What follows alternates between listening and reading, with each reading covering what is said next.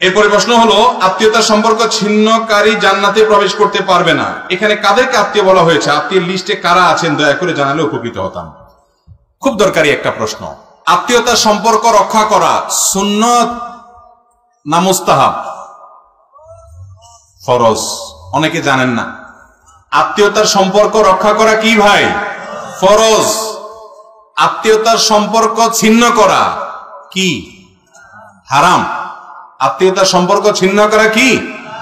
অনেক হারাম আমরা জানি, কিন্তু এই হারামটা আমরা অনেকে জানি না।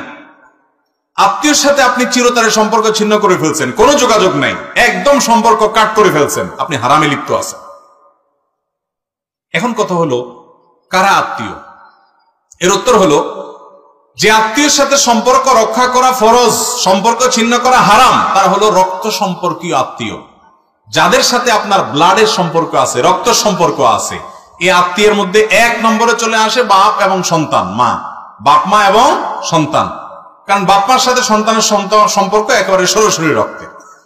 এরপরে হলো ভাই বোন, তারপরে ভাতিজা ভাতিজি, তারপরে চাচা ফুফু, দাদা দাদি, এরা সব রক্ত সম্পর্কীয়। তারপরে মায়ের দিককার মা, খালা, মামু, তারাও মায়ের দিককার আত্মীয়।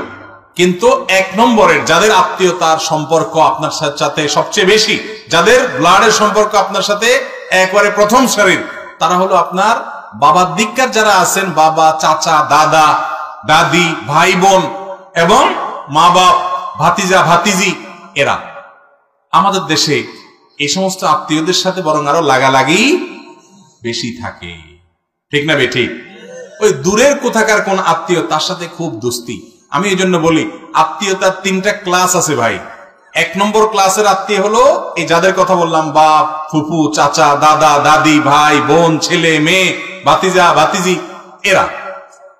আর দুই নম্বর বা দ্বিতীয় শ্রেণীর আত্মীয় হলো মায়ের দিককার যারা আছেন, মামু, খালু, আরে মামু, আপনার খালা, তারপরে আপনার নানা নানি, এরা। আর তিন নম্বর আত্মীয়, অর্থাৎ থার্ড ক্লাস আর কি, থার্ড ক্লাসটা বললাম না, তিন নম্বর হলো শ্বশুর বাড়ি। থার্ড ক্লাস বললে আরেক মুসিবত, মহিলারা রাগ হয়ে যাবে। থার্ড ক্লাস না, তৃতীয় প্রকারে যায় পড়ে কোনটা? আর আমাদের দেশে ওইটা এখন কয় নম্বরের? এক নম্বরে।